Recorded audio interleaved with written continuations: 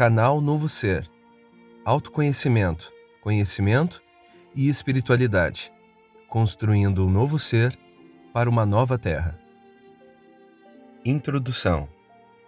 Todo mundo conhece a sensação, chegar em casa e perceber que não tem nenhuma lembrança da viagem.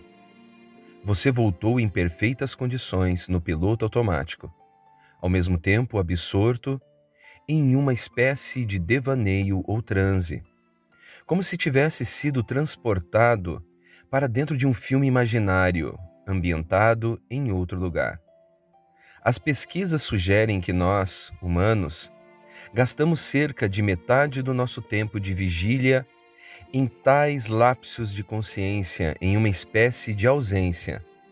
Ainda mais estranho é que as mesmas pesquisas indicam que nós, sistematicamente, dizemos que somos mais felizes quando estamos presentes do que ausentes. Não importa o quanto a nossa mente nos diga que não gostamos da tarefa em que estamos envolvidos. Desperdiçamos metade das nossas horas de vigília? Isso é metade de uma vida. Imagine ir ao médico e ser informado de que, considerando o seu estado de saúde atual, o tempo de vida que lhe resta será reduzido à metade. E você ainda se preocupa se está consumindo muito sal? Não é interessante como as pessoas vivem insistindo para que compareçamos a uma reunião ou a um evento, ou que não deveríamos deixar de assistir a tal filme ou de ler aquele livro? É sempre a mesma coisa, são lembretes para não deixar de ir à escola, ao trabalho, à igreja, ao casamento do amigo ou da amiga. No entanto, ninguém nunca nos lembra de que deveríamos viver o momento presente.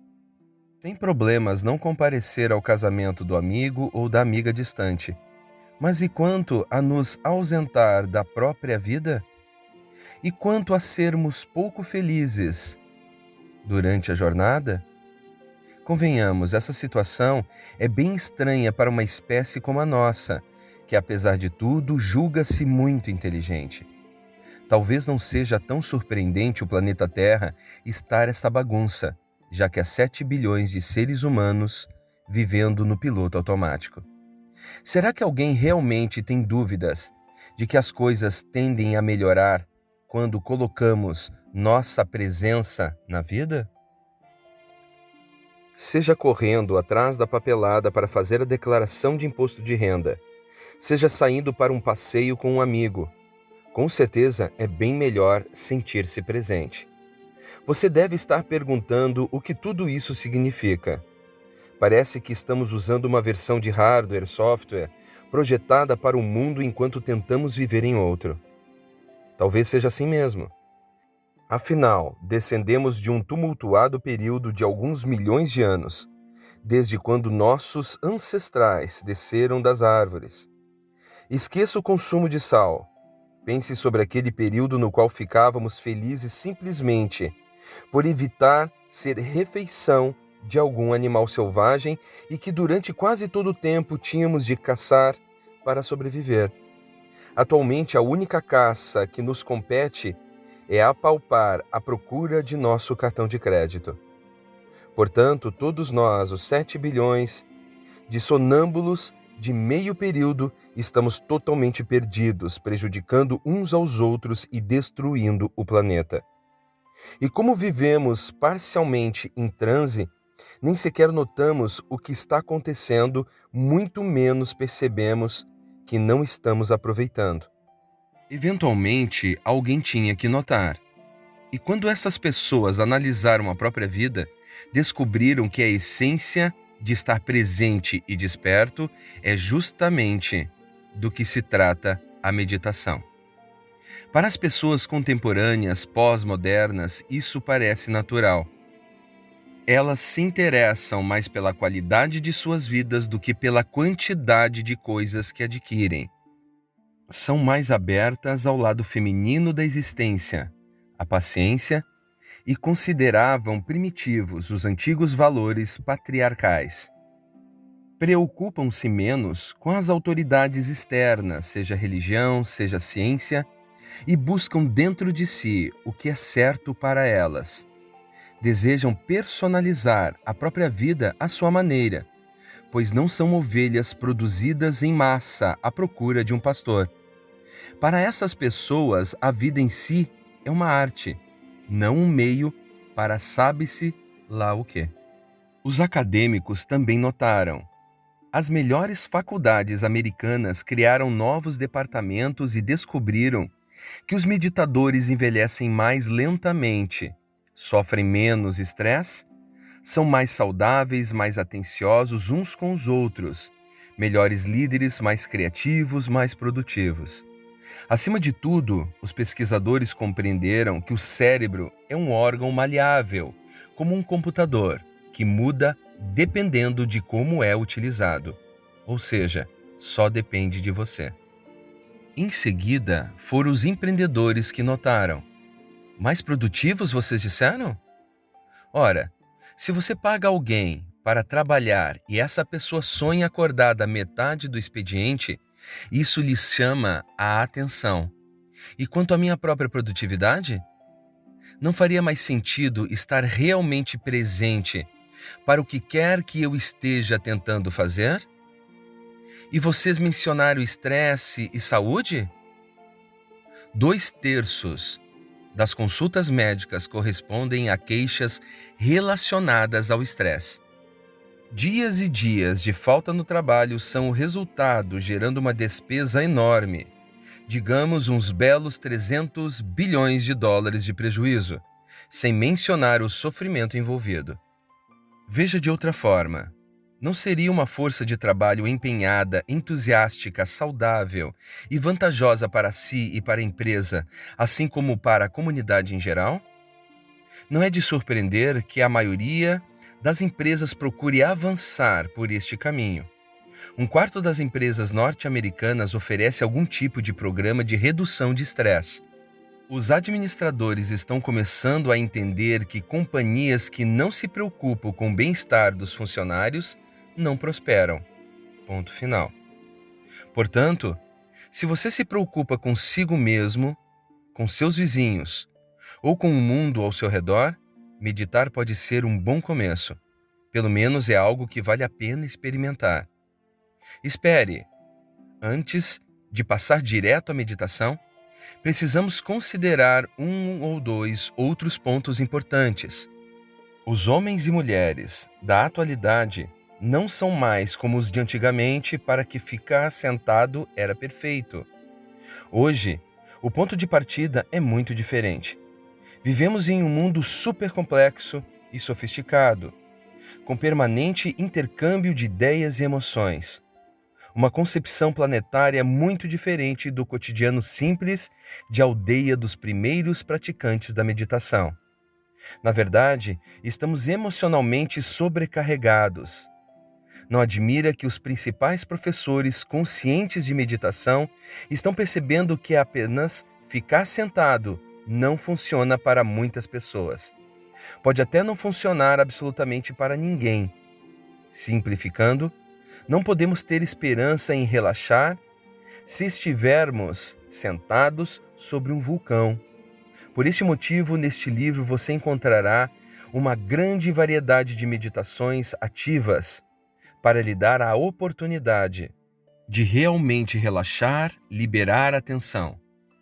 Depois sente-se em silêncio e perceba a diferença. Por fim, você também notará que o modo como Osho aborda a meditação inclui diversas práticas baseadas no corpo ou relativas aos movimentos corporais, muitas vezes incorporando até a dança. Todos nós começamos hoje em dia sobre a natureza unitária do corpo e da mente. Normalmente queremos dizer que a mente é mais importante, mas que o corpo também não deve ser ignorado. Já a mais recente postura científica sugere que, em vez de o corpo estar sempre a serviço da mente, para que a mente possa fazer todas aquelas coisas maravilhosas, como pensar, sonhar e estar em qualquer lugar, menos no presente. Pode acontecer o oposto. Atualmente, vem-se considerando que a função da mente é garantir que o corpo se movimente do modo mais inteligente possível. A mente está a serviço do corpo. Ou seja, ao invés de lutar contra sua mente, por que ela não se modifica e tende a manter a rotina antiga? Comece pelo seu corpo. Por exemplo, é fácil notar se alguém está feliz ou deprimido pela linguagem corporal. Dessa mesma forma, quando o corpo muda, a mente também mudará. Mover o corpo é muito mais fácil do que mudar a mente, muito mais divertido também. Como dizia Osho, a meditação tornou-se algo absolutamente necessário e é a única esperança de salvação para a humanidade, para a Terra continuar a viver. Meditação significa simplesmente a capacidade de participar e ainda assim permanecer distante. Parece paradoxal. Todas as grandes verdades são paradoxais. Você precisa vivenciar o paradoxo. Essa é a única maneira de compreendê-lo. É possível fazer alguma coisa alegremente e ainda assim ser apenas um observador do que está fazendo, como se não fosse você quem o fizesse. Tente experimentar com as pequenas coisas e vai entender. Amanhã, quando sair para uma caminhada matinal, aprecie o passeio. Os pássaros nas árvores, os raios do sol, as nuvens e o vento. Contemple e lembre-se sempre de que você é um espelho. Você reflete as nuvens, as árvores, os pássaros e as pessoas.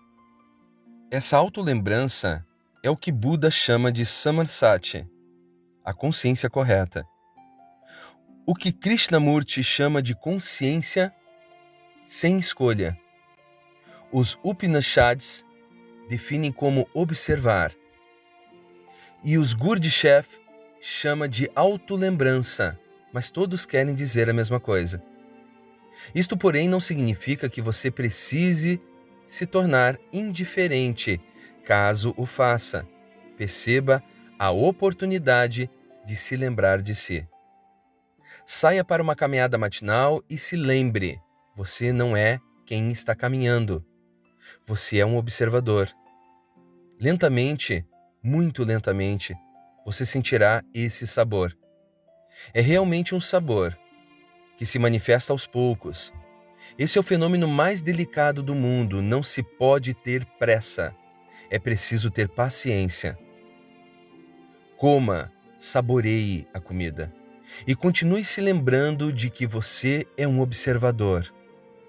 No começo será um pouco difícil, porque você não fazia essas duas coisas ao mesmo tempo. Sei que se começar a observar, vai sentir vontade de parar de comer, ou se começar a comer, vai se esquecer de se observar. Nossa consciência é unidirecional neste exato momento, a seu modo. Só vai em direção ao objetivo, mas ela pode tomar os dois sentidos. Pode comer e ainda assim observar.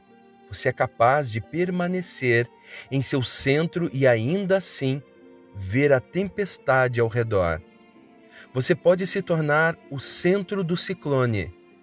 Esse é o maior milagre que pode acontecer a um ser humano, porque traz liberdade, libertação, verdade, beatitude, felicidade e bênção.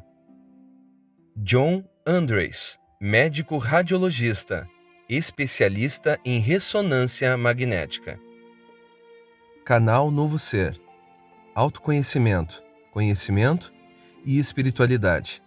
Construindo um novo ser para uma nova terra.